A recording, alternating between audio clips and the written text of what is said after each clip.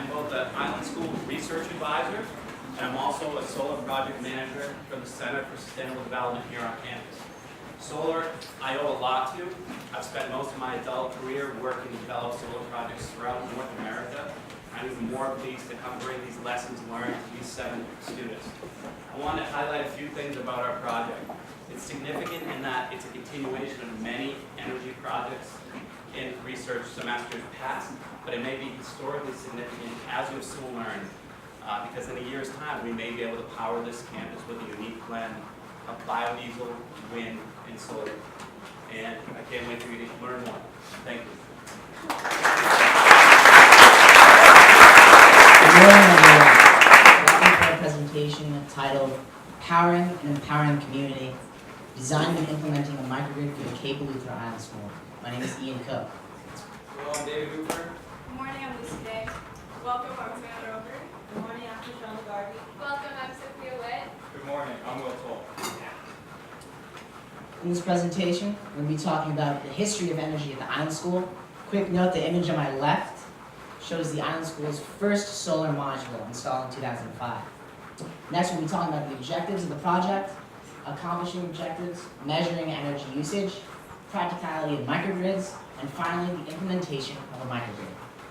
Our research question is, how do we power a community using new or existing resources while staying within the bounds of the current national energy guidelines? In this presentation, there will be a couple of key terms that you may not be aware of. The first being islanding. Islanding is a distributive system that powers a location while being.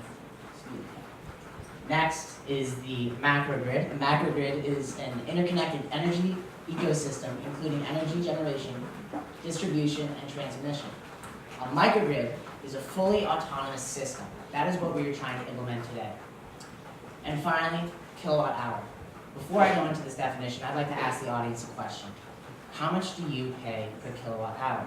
And before you answer this, I want you to say your name. So does anybody have an answer to this question? Too much. Okay. Oh, gentleman in the back. California, it's about 28 cents average. 28 cents. Wow, that's really high. Yeah, The California. average in the United States is 11 cents. In the Island School, we pay 35 cents, which is the 5th highest in the world. Kilowatt hour is a measurement or a unit of energy. And next, the history of the Island School. The Island School first broke ground in 1998. In 2005, we were granted special permission to install solar here on campus, being the first in the Bahamas. Next, in 2005, now, on campus today, we have 306 solar modules. 306 solar modules, powering 63,000 kilowatt hours. With a microgrid, we hope to implement more. And finally, us. When the Island School implements this microgrid, we will be the first school in the Bahamas to have this system, and one of the first schools in North America to have this system as well.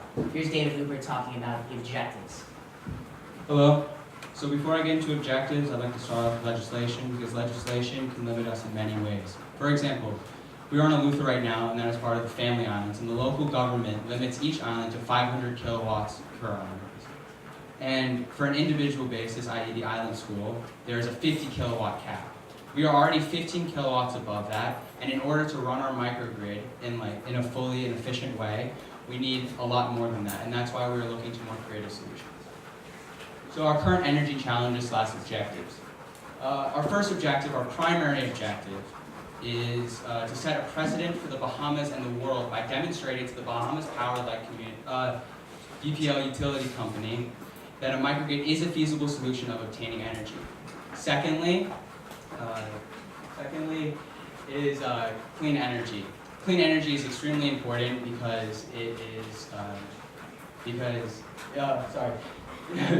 because it is fluid. It is a fluid system, and it fluidly runs all of our electronic systems. To fully understand that, you must know the opposite, which is dirty energy, and that is what we currently have on Cape Eleuthera right now.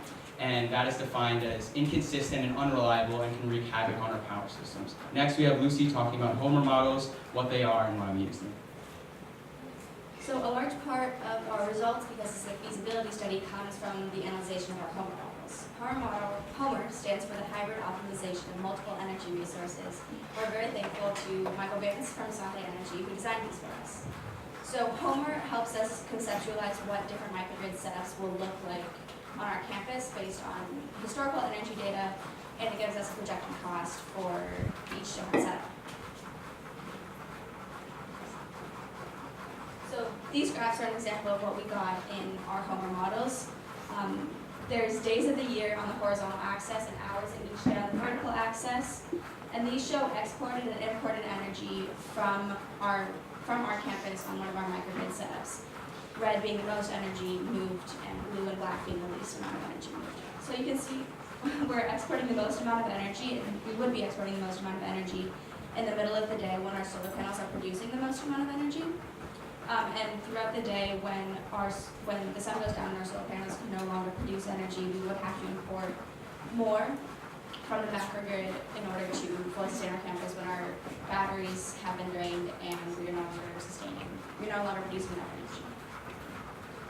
And this chart shows how much each component of our favorite microgrid Homer model would look like. You can see our distributed energy resources, our wind turbine, our many solar arrays, and a campus generator. We are still grid tied to the Bahamas Power and Light Utility Company, and we have a lithium-ion battery.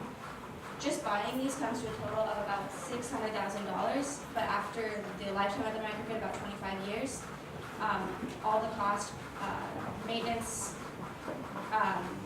buying new parts for all of the systems, as well as buying energy from the macrogrid when we need it, would come to a total of just under $1 million in 25 years. Next hitter is going to tell you a little bit about the data we collected. So thanks to our campus energy monitoring system, we can receive data that determines our energy goals and our energy needs. As this graph shows, we can see how much we are producing and how much we are taking from the grid at any point in time, and that allows us to see our efficiency of our wind turbine and our solar panels. This is an example of data that we extrapolated from that campus monitoring system that shows our production, our consumption, how much we import, and how much we export from the BPL utility company. We use this abundance of data to give to our outside consultants in order for them to create models of our campus, like the Homer model that Lucy just showed us. This is an illustration of the system that manages your average solar array, like the ones above us on the boathouse. And this is an image of what the system that would manage our hypothetical microgrids look like. As you can see, it's much more complex. We have more controllers, which allow us to connect and disconnect from the grid. They allow us to charge and discharge our batteries and control our distributed energy resources like our generator, our solar panels, and our wind turbine. As well, it has a second battery inverter in which we convert AC energy back to DC so that we can store it in our battery storage system. This is what our battery storage system would look like. We are looking at having 650 kilowatt hours of storage, and to put that into perspective, right now we have 0 kilowatt hours of storage here on the campus. Now Prashant will be talking about the practicality of the microgrid. Thank you, Taylor. Here at Bahamas, we have many opportunities to utilize our solar resources, and one of the ways we can do this is by looking at peaks and hours. Peaks and hours is basically the maximum of the sun hitting a certain area at a certain amount of hours. And this is a chart showing us like the decrease in solar watts per hour, dollar per watts. And in 1977, we had the price of like $1 per watt was $76.67, and in 2014, it's dropped to 36 cents over the 30-year period. The high module efficiencies, the cost of modules is dropping, and the world is going eco-friendly. Modules costs are very less. High cost fuel, in the Bahamas we import our fuel, which is diesel, and outside of the market it fluctuates, so our price will fluctuate also. And solar design. The solar panels here are very resilient. As you can see, this is in 2007 where we had Hurricane Irma and Maria. And these solar panels that we see all around campus was hit during a storm, and it pulled the up to 175 miles per hour wind, so it's very sturdy. It depends on whoever installed it and how well they installed it. They have smart building practices, you could save energy, be sustainable. Solar storage providing continuous power, and also these solar modules, between their battery, the solar module itself, it could last of a warranty of 10 to 25 years. So here we have Sophia that will share the implementations of a microgrid. For the integration of this new large amount of solar, we have two options for the location installation. The first option is ground-mounted arrays, and as you can see on this picture right here is a ground-mounted array. It's right outside the boathouse, between the boathouse and the girls' dorm. This option is good because ground-mounted arrays optimize the solar resource as they are at the ideal orientation and angle. Unlike roof-mounted arrays, which can increase the payback period. As you can see, we have many roof-mounted arrays currently on campus, including one on this boathouse right here, and roof-mounted arrays are a large part of our school's solar history, so we are still looking at that as one of our options. Here's our project timeline. Our group is primarily focused on the first point, which is the feasibility study, which involved the analyzation of the Homer models, as Lucy touched on, consultations with professionals, including Michael Vance from Asante Energy and Fred Krugele from the St. Eustatius Power Company. And then lastly, we were siting out a spot to put our arrays, and then we'll be ground truthing that spot. The next point is funding. Our group will actually be putting together a funding proposal poster to send to the board. And then we have engineering, construction, which will be led by our amazing research advisor Brian Carroll, who has 15 years of experience in the field. And lastly, operation, which we are hoping to occur in October of 2019. And because solar has a 25-year warranty, as Krishanda touched on, this microgrid will be lasting until October of 2044, when we will have to reinstall new solar. Next, we'll be hearing from Will about our conclusion and full circle. Thank you, Sophia. So in order for us to wrap up this presentation, I'm going to review what some of my fellow colleagues covered. First, we had Ian, who talked about energy and the history of energy here at the Island School and the impact it has on everyday life.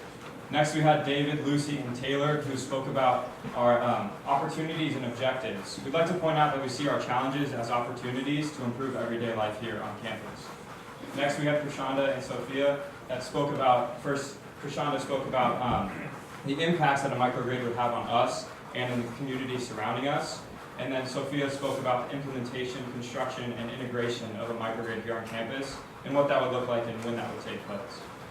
Next, we have the proof of concept. So this is us looking forward to when the microgrid is operational.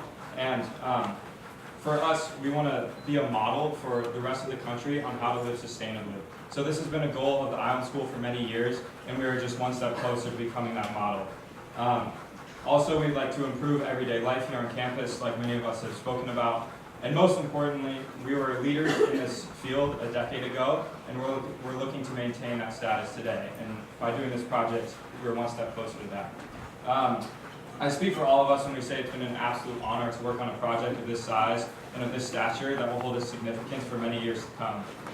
It's been so much fun, and we've learned a lot. And we're so grateful for all the support, especially from Chris and Pam Maxey, Brian Carroll, our amazing research advisor who taught us a lot, Mike Cortina, the director of CSD, Kate and Kate for organizing all of our projects, the energy interns for helping us learn how to install solar on Harbor Point, and Michael Vance from Asante Energy for supplying us with the Homer models, which really is kind of the foundation of our project and helped us see everything on paper, and Fred Krugele, who provided us with so much information from St. Eustatius, and of course, last but not least, our loving family members in attendance. We could have done it without you. Thank you all.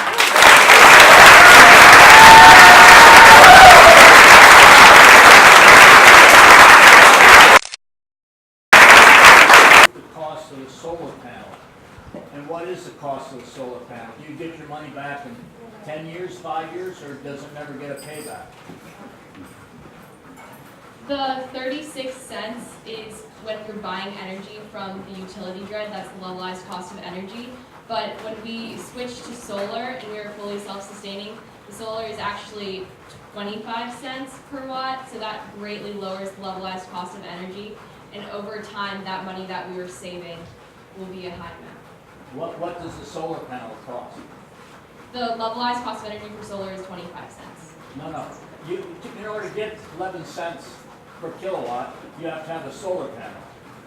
So you have to pay money to get the solar panel. So the amount of money you pay for the solar panel, how long does it take for you to equal the 25 cents a kilowatt saving? Was that calculation ever made? That calculation was never made to a specific date. It definitely is a significant amount of time. I can't remember, we did speak about it in class, I don't remember the exact time, but it was definitely a few years. As you saw in Lucy's slide, it is a pretty big dollar number that we are spending to implement this project. But our focus is really the eco-friendly side of this project, and as we will be saving money after, do you guys remember how many years? 10 years, I think, was the estimated time that it'll take to pay this project back. Our true focus is the eco-friendly side of things. So that was the focus of our project. You should write a grant for that.